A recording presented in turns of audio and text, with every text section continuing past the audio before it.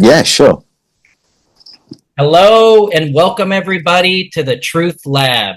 I'm your host, Alex Landry.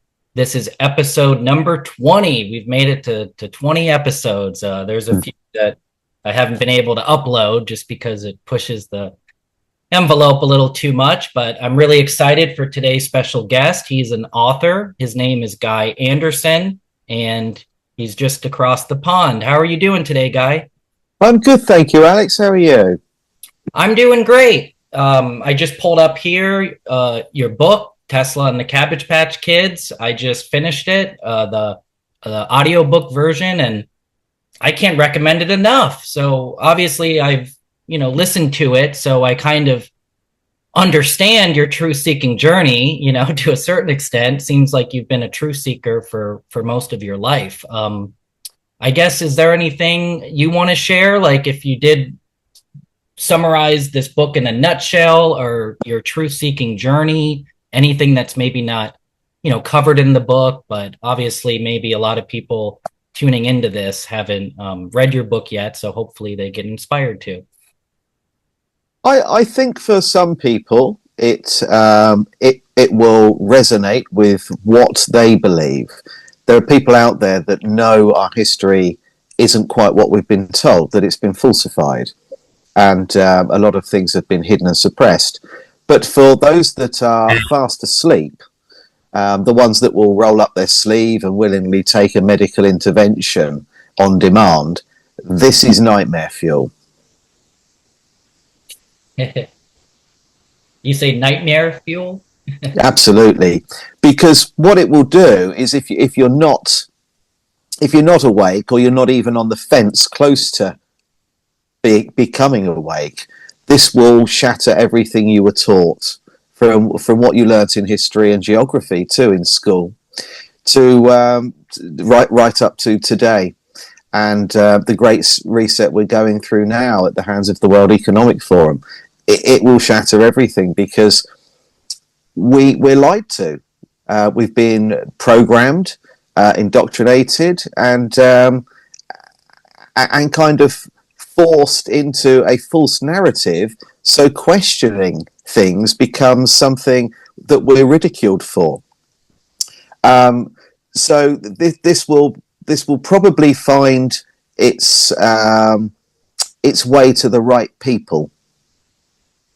Is, I guess, what I'm saying, because to give you an example, I sent it to my mum, but I didn't send it to her to read.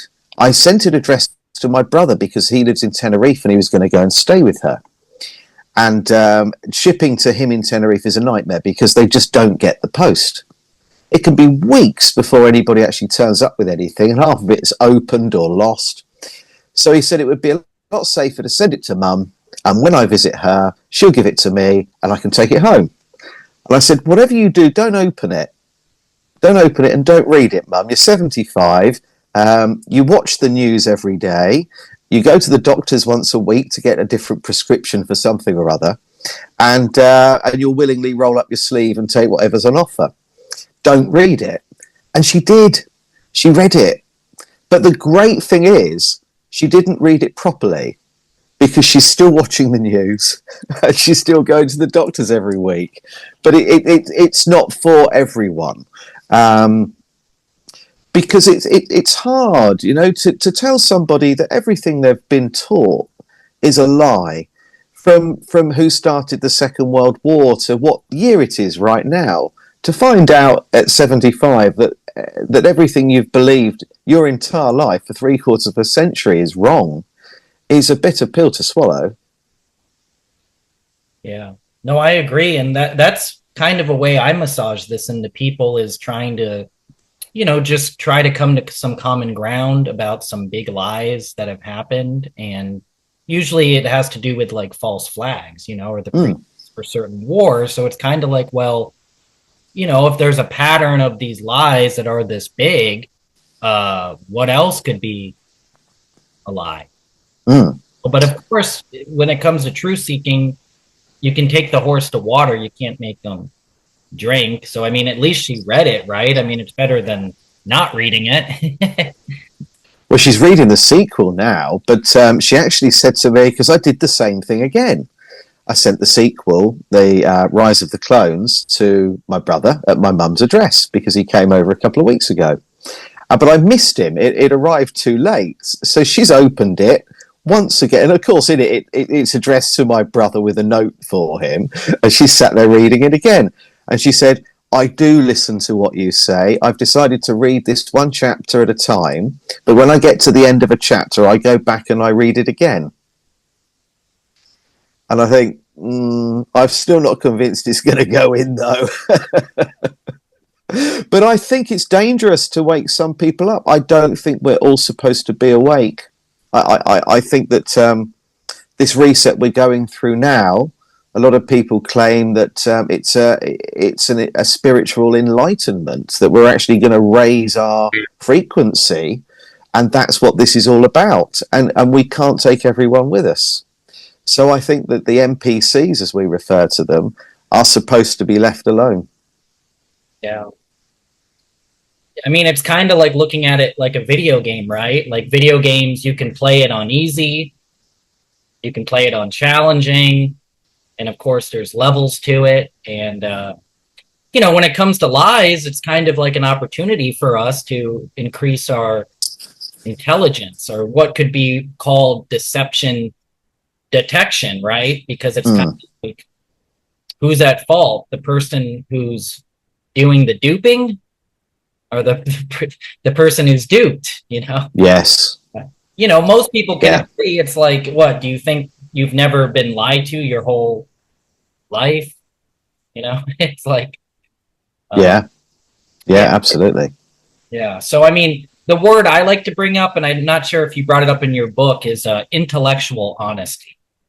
Where it kind of comes down to that. A person makes a decision to be intellectually honest, and there's some humility with that. And I don't like to be generalizing, but they say you can't teach an old dog new tricks, but then I also see examples of, senior citizens that kind of maintain a youthfulness, when it comes to their activity and moving and working out, and that, their brain, their cognition is a little more fluid, than someone who's very rigid and just is not capable of having their brain rewired.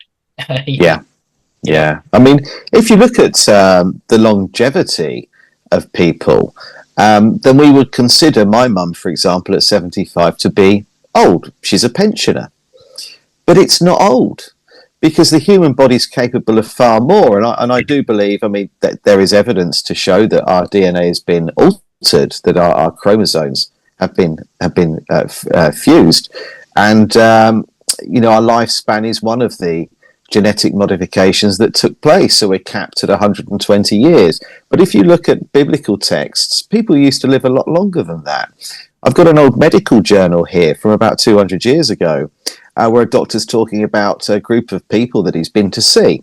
And they're all over 150 up in Scotland.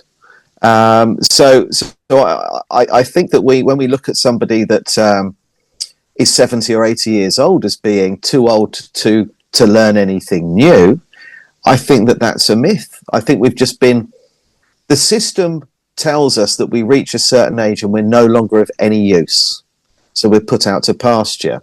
But grey hair was always considered a sign of being wise, that you had started to learn. And I think, if you live to 70 or 80 years old, that you're still relatively young and still have a lot to offer and a lot to learn. But the system tells us otherwise. And I think there's part of our brain that decides that when we reach a certain age, it's time to slow down and we can't do new things. And it's just not true. I don't believe it. Yeah. And obviously there's a lot of pressure, there's a lot of societal pressure to conform to the consensus or the dominant narrative, you know what I mean? And that it takes a spine, it takes a backbone to kind of think differently. Yes. I put a post on Facebook yesterday, actually last night, talking about conspiracy theorists. And it's a label. It's a label that we don't perhaps appreciate because we don't really understand what it means. And I think to break it down into really basic terms, somebody is going into great lengths to explore the concept that we are being misled or deceived. Now, they then share their information with other people, strangers. And the hope is when they do that, that they can wake somebody up and ultimately protect them from being harmed, whether it's misinformation, which obviously we know the news and the government are very good at, or it could be taking something that you shouldn't, or supporting the wrong side, or getting involved at all if there's a conflict. Ukraine and Russia, for example, or what's going on in the Middle East right now. So I think that actually it's something that should be worn as a badge of honour, that you're prepared to put your neck out and try and share information that a lot of people wouldn't normally consider or contemplate, in the hope that somebody out there resonates with it and wakes up. But it's often met with ridicule. And it's met with ridicule because that's what the system wants. And the people that will ridicule it are the same ones that are listening to the news. They're buying the newspapers. They've got the radio on in the car. They're mass programmed. And their default setting is to ridicule anyone that questions the narrative. They're considered mad or a tinfoil hat wearer. And that's exactly what they're supposed to do. These are the NPCs. Are you familiar with volunteerism? Have you heard of that, or the author? No. So volunteerism, if you've heard of a libertarian, have you heard of that? So a volunteerist is like the notch above it. So a libertarian wants the smallest possible government. And I would argue that was the purpose of allegedly the Constitution over here, that the Constitution was to restrain government and create these checks and balances to keep it small and restrained. But unfortunately, over here, like that hasn't happened. The federal government's a huge behemoth. So a volunteerist is somebody who doesn't believe in the myth of authority, which is connected, whether it's, government or it's science or other academic fields. There's kind of that belief in authority. And so the volunteerist understands that every service that government provides can be provided by service providers in a free and open market that compete to provide the highest quality service. Because as it is right now, government isn't really incentivized to be efficient. So there's different arguments that nothing's really funded by the government, it's funded by taxpayers. But then one could look at how money is just printed. So it's is it taxes funding the government, or is it the printing of fiat money? So anyways, it's just something interesting to look into, because one of my passions is solutions. And from my understanding, more people understanding volunteerism is a solution, and how we can, have enough of us learn to transition to stateless society, because government in Latin is mind control. Mm-hmm. Thing always happens where everybody tries to say, oh, if you just get the right people, to run for public office, they can change the system. But it's the same thing happens where it's corrupt. And unfortunately, even though we want to believe these people aren't corrupted, unfortunately, a lot of them are psychopaths, and they're professional liars. And a lot of them end up getting bribed and blackmailed. And so in my opinion, one of the main solutions is of volunteerism, but also permaculture. So I don't know if you've heard of permaculture before, But permaculture is how we align with the harmony of nature and have a permanent culture. So I was very fortunate. I've lived in Hawaii almost 5 years. And out there, I learned about ethnobotany, which is the study of the relationship between plants and people and how that forms culture. And that the people that came to Hawaii, they would voyage on canoes and they would bring plants with them, like they knew how to propagate, certain plants and store them. So then once they arrived on a new island, they could create culture somewhat, with these useful plants. And so, in my opinion, it's like everything in nature teaches us abundance, but there's like the opposite of the instant gratification. If you plant a seed, it doesn't just start fruiting right away. You have to kind of be, patient, but it's like you plant one seed, let's say it makes a fruit tree. In a few years, you have a surplus of fruit, and every fruit contains all these seeds, and it basically is infinite. So, like, this is kind of how we start, aligning with what I would say is reality, instead of kind of this cloak that's been kind of put over reality, to blind us from our birthright, like what it means to be in this amazing realm that some of us are waking up to. Just how amazing it is. So anyways, this is all about you, but then I'm also just wanting to, connect with you as well. So I appreciate you letting me share that.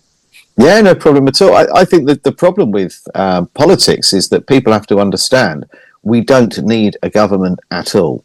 It needs removing.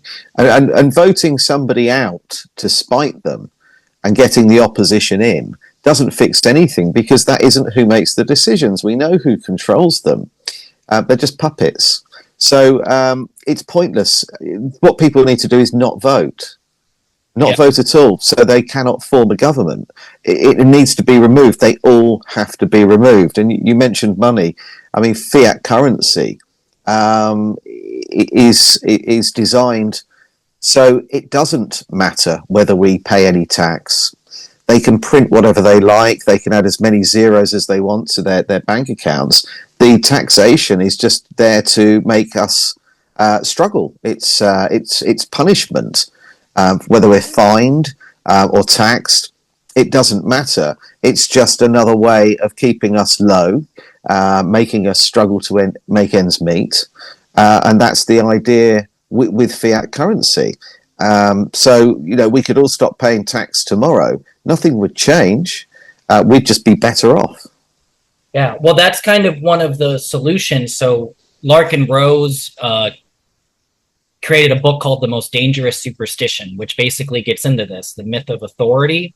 And then a film came out called The Jones Plantation, which I can't recommend enough, which basically, really helps to show this illusion of voting. But the solution is mass disobedience, where what would happen if 10% of people stop paying taxes? It's like somebody doesn't have to be a genius to figure out there's just not enough manpower to prosecute that many people. Like the time it takes, you get what I'm saying? And then the whole thing kind of, falls apart, because even how it is, it's like everybody kind of tattles on each other, like if you're self-employed, they report income to the government, and then, so it's a very interesting thing, and like how it's continued to go on, because there's like an aspect of fear, it's kind of like the movie The Matrix, where a lot of people are just, they think they're so dependent, but when we really understand like just how much more we could thrive, without the government, that in essence, it's somewhat of a parasitic entity, that's stifling our creative potential, and a lot of us, we're so adaptable, we just do what we do what we need to, but I can only imagine for your mom, because I'm familiar with your book, obviously, and how your father was a Freemason, you were a Freemason for like 20 years. So obviously your mom, is somewhat open-minded if her husband was a Freemason and you were, and like you said, you were interested in this hidden knowledge, but then eventually, you kind of realize it's like, what is Is it only the 33 degrees that get initiated into that, or you know? So, well, you obviously got 33 degrees. It's unlikely to meet anybody that's a 33rd degree Freemason. Most people just get to where I was, which is the 3rd degree Master Freemason. And then after that, it's a closed shop. But after the 33 degrees, there are 66 dark degrees that aren't talked about. And that's where things change. And so all of these things that you hear about, oh, you know, he must be a devil worshipper. And I've had people who have no understanding of Freemasonry say to me, was I aware when I was initiated that I was selling my soul to the devil, and do I remember giving a blood sacrifice to the devil, and all? And they don't know what they're talking about because they haven't been initiated. Someone's told them something, or they've read something somewhere. But on the face of it, it's a charitable organization that raise money for a lot of children's charities. But behind all that, we are the sort of, I suppose, at the bottom rungs of the ladder. I mean, I left years ago now, but the level I got to, you're kind of like, I suppose, the pawns on a chessboard. You're what the public sees first, and you're out there, as I said earlier on, raising money for charity and organising events and so on. But what we don't see at that level, and what the public don't see, is what goes on higher up. And I think that that's where it becomes nefarious. So when I joined, I asked if it was something I could talk about, because as I understood it, it was a secret society, and I was corrected. They said it's not a secret society; it's a society of secrets. Clever play on words. Yeah. But Well, yeah, it's, you know. if I could add, I like that your interest was in the Knights Templar, right? Yeah, yeah. We're actually going to Tamar next week in Portugal. Okay, cool. Well, I mean, Yeah. do you want to share any insight? Because I feel like I've studied at least what could be thought of as the history of secret societies, and somewhat going to the Knights Templar, and then from there to now. I don't know if you have any insights you want to share, because according to mainstream history, the Knights Templars, in the 1300s, were burned at the stakes, right? And it was claimed that they were worshiping Baphomet, you know. But at one point, I mean, it's kind of common knowledge that you know, they were the military arm of the Vatican, right? But then there's issues with the Vatican, right? Like suppressing our. So I don't know if you have any insights you'd like to share about the Knights.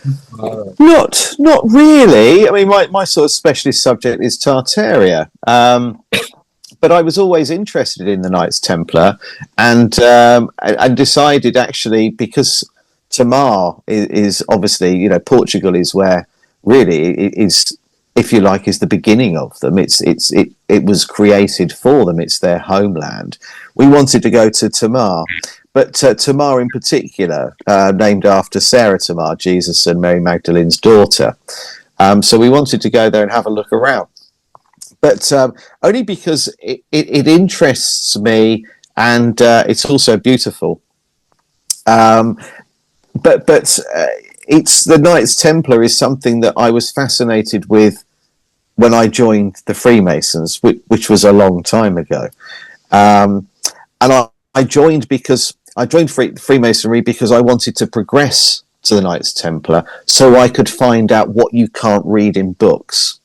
But I never pursued it, because I realized quite early on that I wasn't going to find out what I thought I would about Freemasonry. So I would be joining something else that's a lot harder to learn, the rituals, and requires a lot more commitment and time. If I wasn't going to find out the basics in Freemasonry, what on earth did I think I would find out by joining the offshoot as well?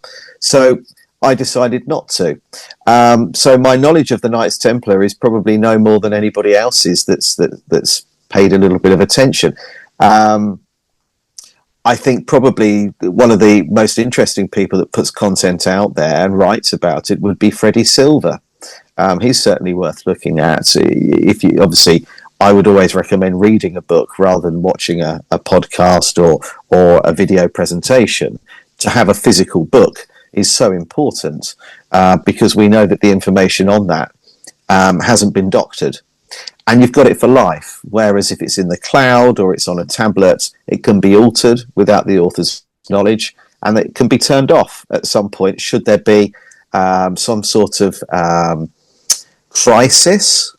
Let's say, for example, there was World War III broke out. One of the first things they could do to damage the infrastructure would be to turn the internet off. Well, what do you read then? What do you do? How do you look at your photographs that are in the cloud? How do you listen to your music? And Kindle, of course, is, kindling is what you would use to start a fire if you wanted to burn some books. So I think Kindle is a very clever word for ebooks. And I think that perhaps what I submit to Kindle today might not be what you read a month later.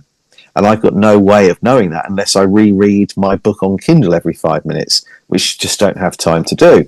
So I would always suggest reading. If you're interested in the Knights Templar, for example, find the oldest book you can because it's more likely to be accurate. I mean, if you can find a book that's pre-1800, then the information in that is less likely to be doctored. And we know that as editions progress, the third edition of a book will be slightly different to the first. So the earlier the book, if someone is interested in the Knights Templar, to try and find a first edition of something that's quite old, it's more likely to have information in there that they wouldn't want you to read now. But it's certainly not my specialist subject. I was just fascinated by them when I was younger. Yeah, I mean, I bring it up because I like to think of myself as a historian. So then obviously, to be a historian, we have to understand what is the somewhat scholarly mainstream consensus on history. And then from there, it's kind of what can we verify that's true? And then I hear different things, you talk about the reset around 1776. So sometimes we're told it was the 1800s. You know what I mean? So it's kind of that's slightly different. Yeah. I think people get a bit confused. There are lots of resets, and I have this conversation quite often.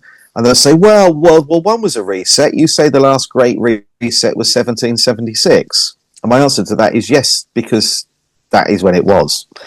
But there are lots of resets. So 9/11 is a reset. 2020 with the outbreak was a reset. There are lots of resets that take place.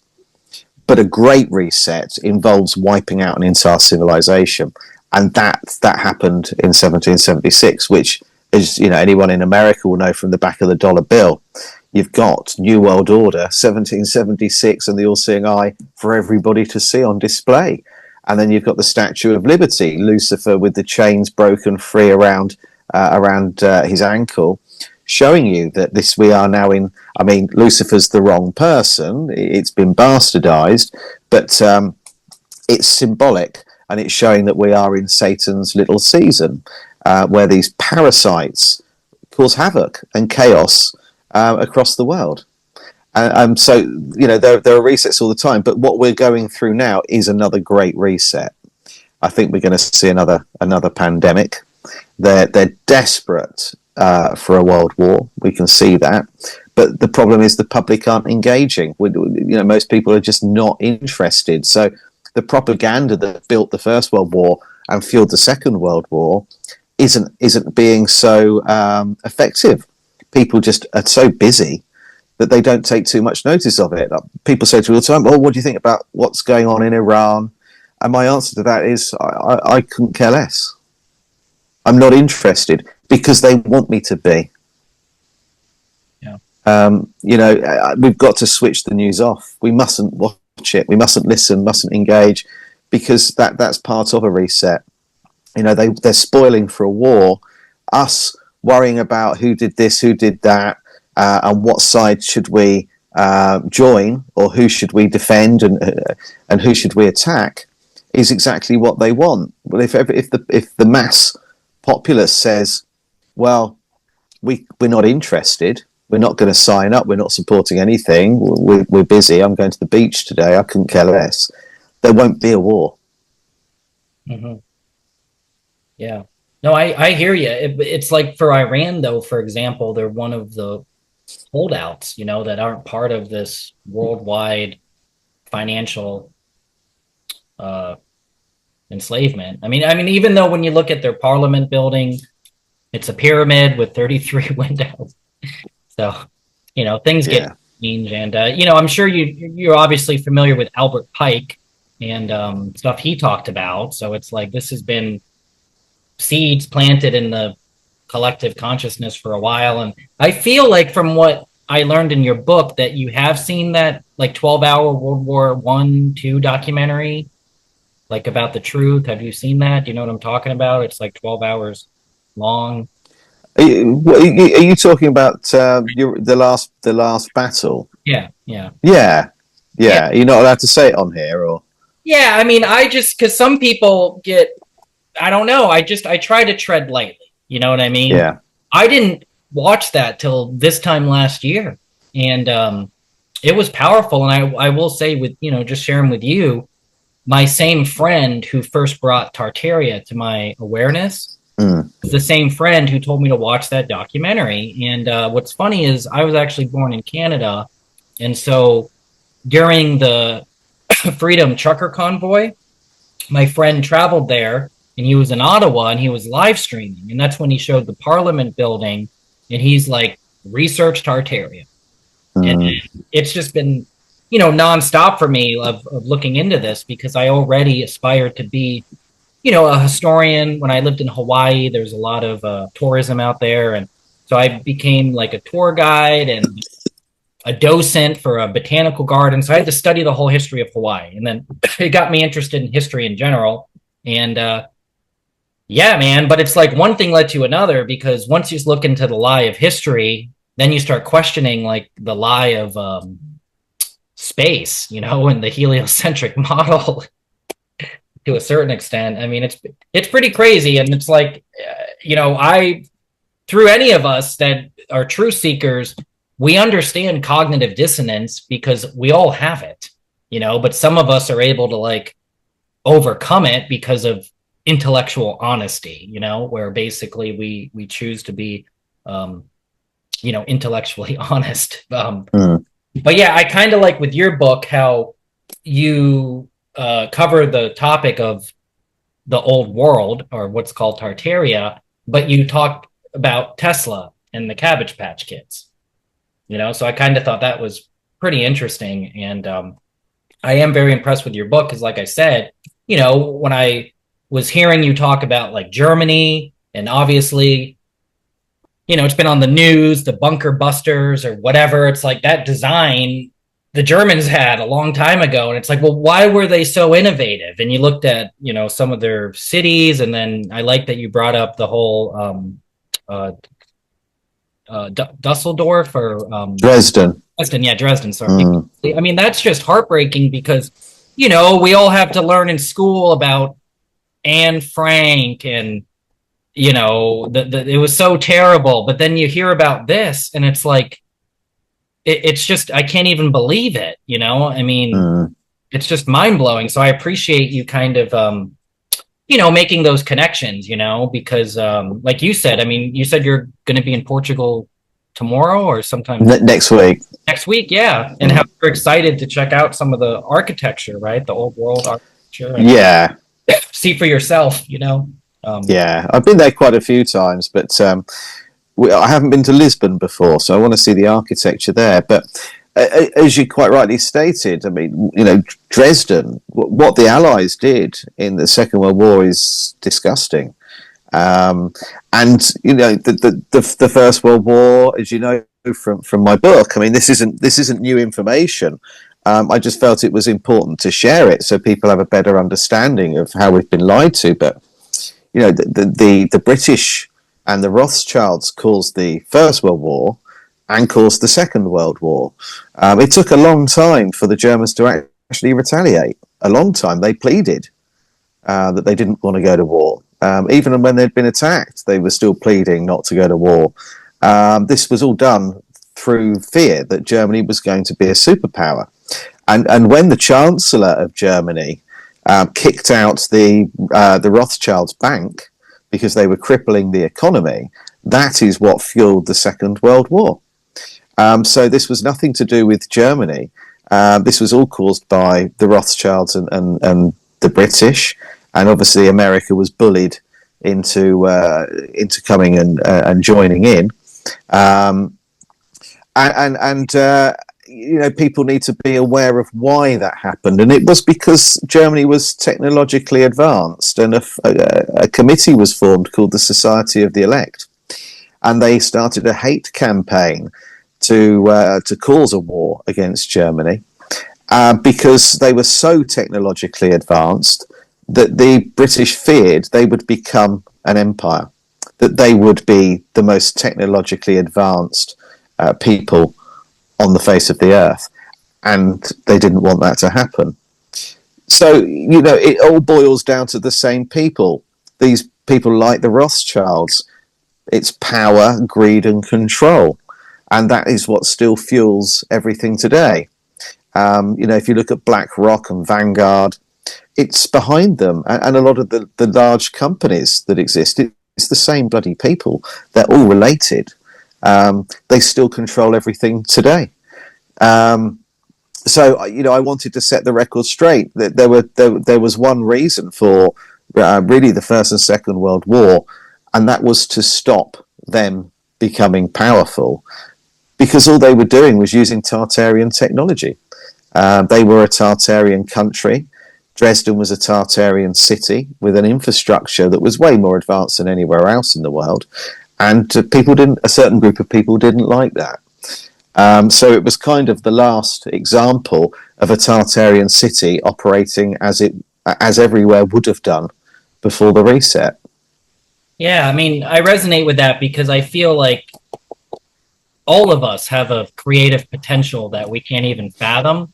And so obviously when you have a country or you have a empowered people, because what seems to be going on is people's subconscious creative power is being used against them, where like, parasites can't actually innovate and create. So they kind of like, you know, they even use language like TV, television, and, you know, channeling and, you know, programs. And, you know, they're kind of creating what they want, like through us, you know. And I gotta say, when we're talking about this, I mean, I'm sure you're aware of like Warren von Bern and how he became the head of NASA, and he worked closely with Walt Disney. So, I mean, I am curious. I mean, how would you describe your worldview? Like, do you subscribe to the heliocentric model? Do you subscribe to that? Like what we're told, you know, that the Earth is the third planet from the sun and the space. Okay. All right, cool. Well, I'm glad you get it. I mean, some people, it's just, you know, because when you look into this, how basically Walt Disney and Warren von Bern like work together. It's like Disney World was for children and, you know, Walt Disney movies, but then NASA is cartoons for adults, you know. And it's a way to kind of cipher people's imagination, you know. It's kind of like the Truman Show when he's a kid and he's like, I want to be a great explorer like Magellan. And the teacher basically like is like, that's nonsense. There's nothing to explore. It's already been explored, you know. But then eventually, what does he do? He, you know, he leaves the Truman Show. He develops the courage, despite everyone trying to keep him, you know, in there. So yeah, I'm glad. I'm glad we got that out of the way. I guess. Yeah, I'm not. I don't believe for one moment that we're on a spinning ball. And there are lots of reasons why. I've skydived. I've travelled around the world, and I've spoken to pilots. I've flown a plane a couple of times, and at no point have I seen anything that would suggest to me that that there is much of a curvature. So I'm not saying that it's flat, but I certainly don't believe it's a ball. And I think that normally, and I said this in my first book, normally when you're given two options, the truth is the third that you're not made aware of. A little bit like going to court. You're given two options. You can plead guilty or not guilty. Well, who says you have to do that? Why can't you say, no, I don't agree with any of this. I'm not pleading anything at all. Nothing. There is always a third option that's normally hidden to the likes of us. So the chances of this being a spinning ball are pretty remote. And if you think about it, all you'd have to do is go up in a hot air balloon on a day that there is no wind, or a helicopter, and stay stationary above my property right now and stay there for 1 hour. Now, in theory, you should be 1,000 miles away in an hour's time. But of course, we know that you won't be. So we know that we're not moving. Now, some people will argue, well, that's because the atmosphere is moving with the Earth. Is it? Mental gymnastics, I call that. Is that right? So the atmosphere is moving. So at what point does the atmosphere stop moving with the Earth? Well, no one can actually explain that, including NASA. So there will be someone out there that decides they do know, because there always are these people. Now, I'm not saying that I know everything, but what I'm saying is I don't believe certain things. So if I go up to a point as far as possible and stay there for 1 hour, if the Earth is spinning at 1,000 miles an hour, I should be 1,000 miles away. Also, I find it quite interesting that the sun and the moon are different sizes, completely different sizes, dramatically different, and dramatically different with regard to their distance from the Earth. Yet when we look at them, they appear to be a very similar size. In fact, the same size. Now, that can't be a coincidence, because I don't believe that there are any. As for, is there anything beyond the ice walls? I've no idea. There's evidence to suggest it. Is there anything going on underneath us, Agartha, Shambhala, whatever you want to call it? Is there something going on in the inner Earth? Quite possibly. How do we get to it? Don't know. But all I do know is the fascination is with Antarctica. What is going on in Antarctica? And I think the more that we focus or are encouraged to focus at Antarctica, we need to be looking at the Arctic instead. We must always do the reverse, because everything's inverted. So we need to look at the North Pole, the Arctic Circle. There's something going on there. We have the Northern Lights, for example. I think that we need to be looking there and kind of do the opposite of whatever we're told. So if you want to look for UFOs, we naturally will look up in the sky. I think they're already here, and they emerge from water. They're actually based underwater, or they go under the ice wall if there is one. They go under it and reappear through water and through the oceans. So I think that we've been pushed to believe certain things, and you associated Warner von Braun with Walt Disney, and it's very true. And you're probably aware of the book that Warner von Braun wrote about Elon, little Elon that goes to Mars and colonizes it, and that these things are in plain sight. So, I personally think we are in a closed environment. I think that that there is a firmament.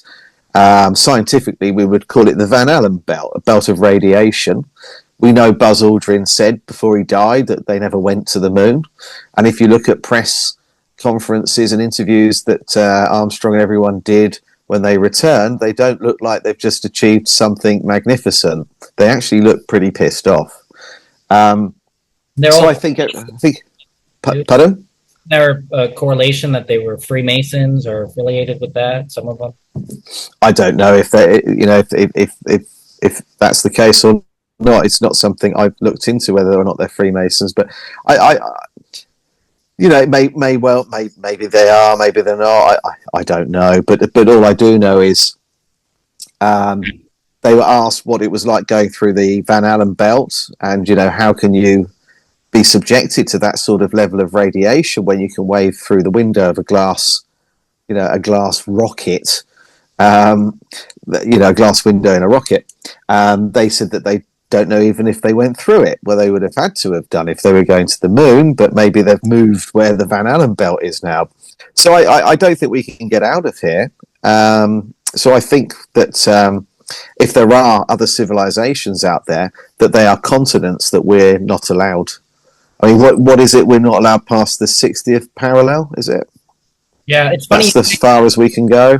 There was just a few look on the news a few days ago. A 19-year-old just landed on an island off of Antarctica, and it was kind of a big deal because he was supposed to just leave from Punta Oris or down there in Chile and just go around, but then he went there because allegedly he was trying to raise money for fighting cancer or something. But yeah, I mean, it's just, in my opinion, it's crazy because it's the Copernican principle, you know, that Earth special place, and that all of that can kind of promote nihilism, you know, and the whole idea is, how do you desensitize people or demoralize them? And you tell them that, you know, their ancestor was the ape, or, you know, they just somehow, it's kind of like if you're just throwing mud at the wall, all of a sudden a fighter jet's going to appear, you know, like that's kind of with the theory of evolution, you know, and all of this. And, you know, I'm not pretending to know. It's just when we're truth seekers,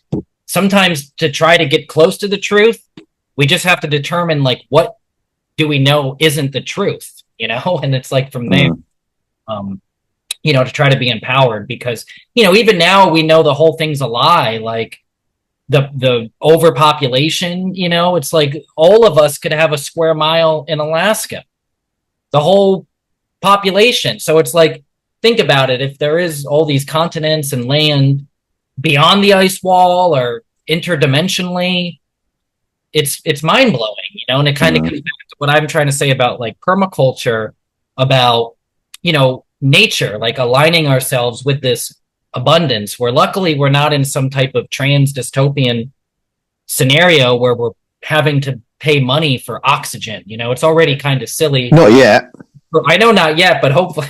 But, you know, like water, like the idea that, like, what is nature teaching us? You know, like this idea that, you know, we exhale carbon dioxide and all the plants are breathing it in. And then what do? They exhale oxygen. You know, it's like the waste of a system in nature is the resource for another system. And it's like symbiotic, you know, working together. It is symbiotic, and that's how it's supposed to be. But of course, you've got people like Blackstone, who own Ancestry.com, who were obviously originally BlackRock, chopping down the rainforest. You know, so you know the lungs of the earth are being destroyed by the very people that stand on a stage and tell us that we're causing problems with global warming, we're in an economic disaster, and we need to depopulate. They are actually causing more damage than anybody else, and there they are.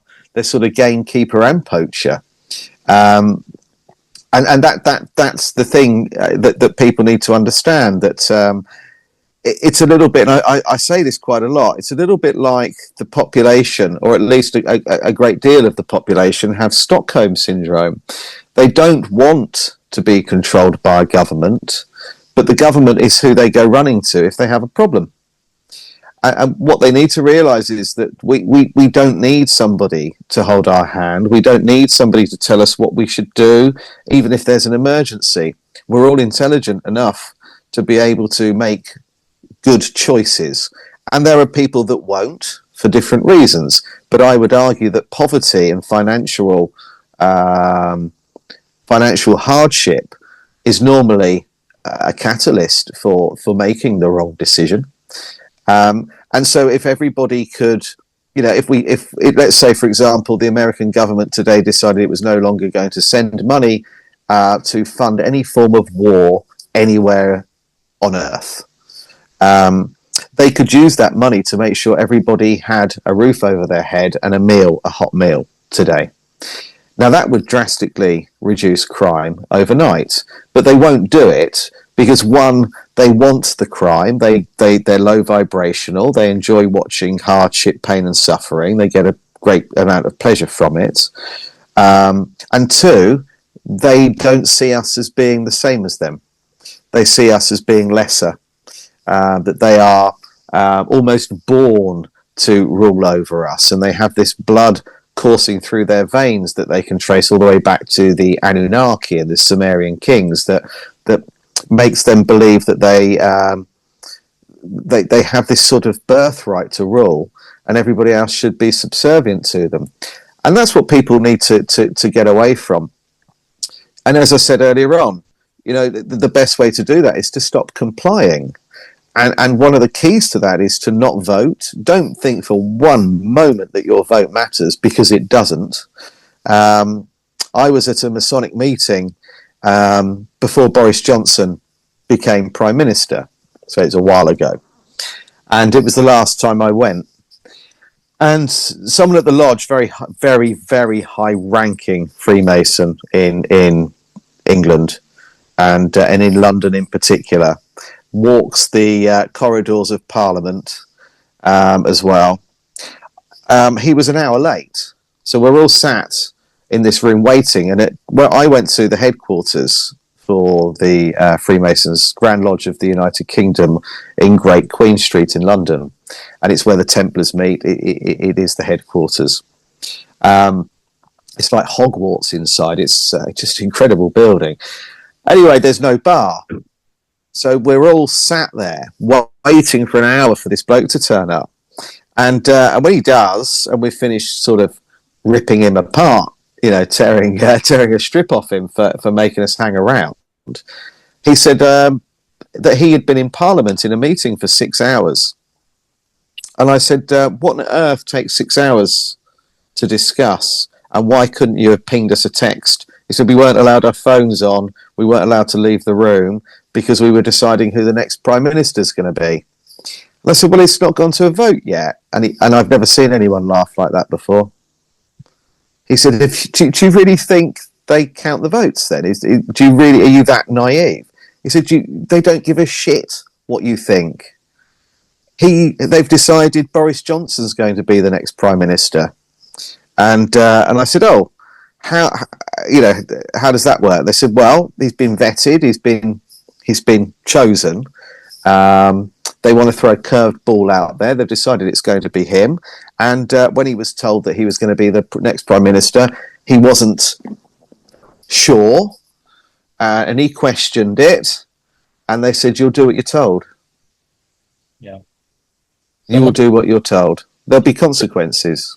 Elected, not elected, and selected, not elected. That's right. So anybody out there that thinks they can change the system by ticking a different box or putting a cross in another box next time, it couldn't be any further from the truth. They don't care. And if you think that they're not all friends and they're not acting, then you need to look, just take the Parliament here. I mean, Parliament, to start with, is to lie to the mind.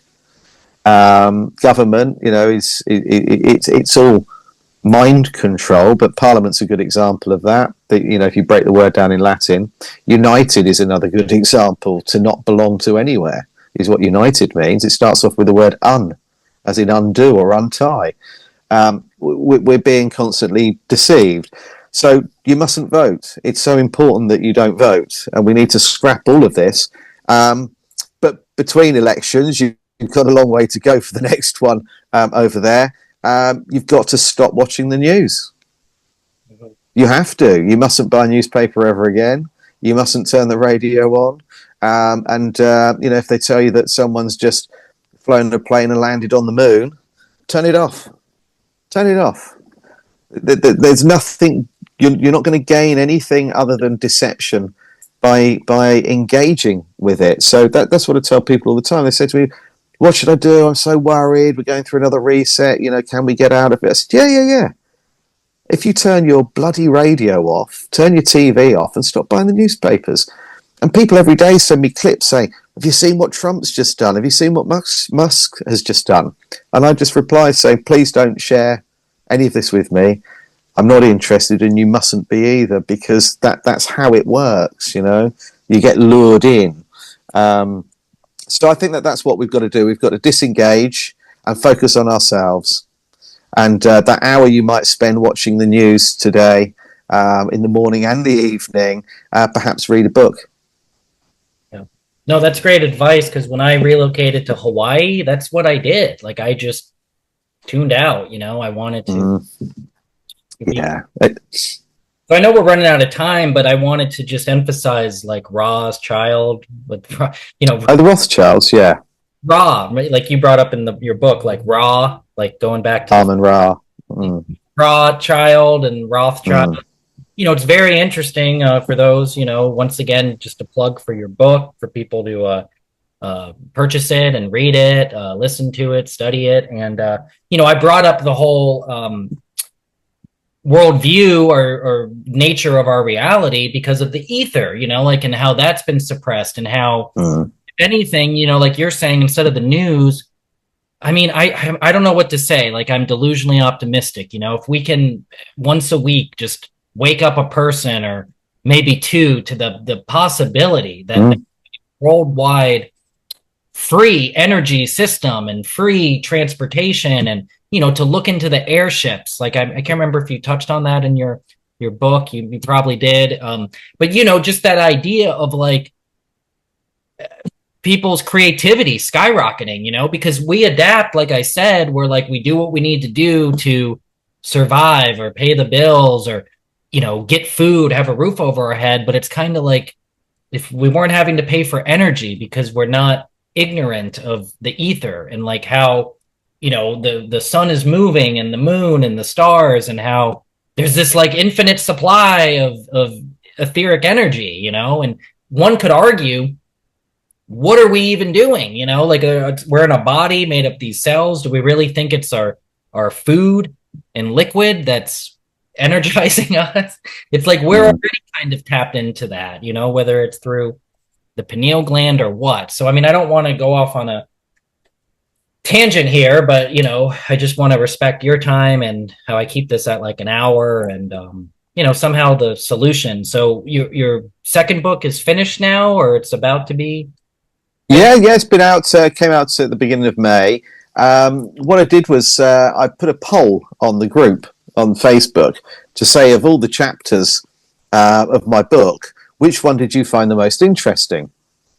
Because the idea with the first book was to give people bits of information on Tartaria, so they understand who the people were, why they were removed, how they built, how they harnessed energy from the ether, and how when they were culled and the civilization was destroyed, how they repopulated.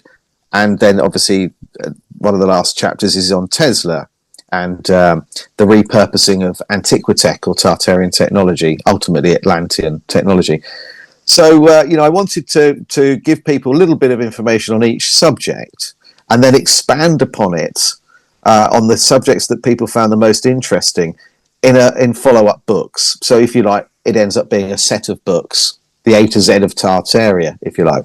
And everybody, well, I say everybody, about 70% said it was the human cloning, the repopulation, the Cabbage Patch Babies. How did that happen? How long have we been cloning for? Is it happening today? What are the logistics behind repopulating an entire civilization? How did it work? And I decided, because that was actually something I'd been looking at since 2012. So I knew more about that than I did Tartaria. So I decided to write the second book on human cloning and repopulating. That's it there. Rise of the Clones. So the second favourite area was the World's Fairs and Expositions. So that's what I'm about to start writing now.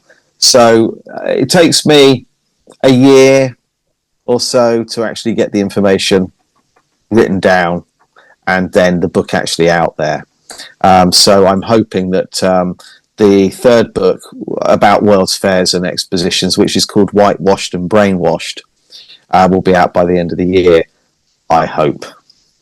Awesome. I love that. I'll have to look into Rise of the Clones. And I think the World Fair is perfect because technically the world's first world one was in London, right? But the Great Exposition. Yeah, which is glass. Yeah. There was no glass manufacturing. I mean, the whole thing blows my mind because I am like a horticulturist at heart, like a farmer. I love growing, especially fruit trees.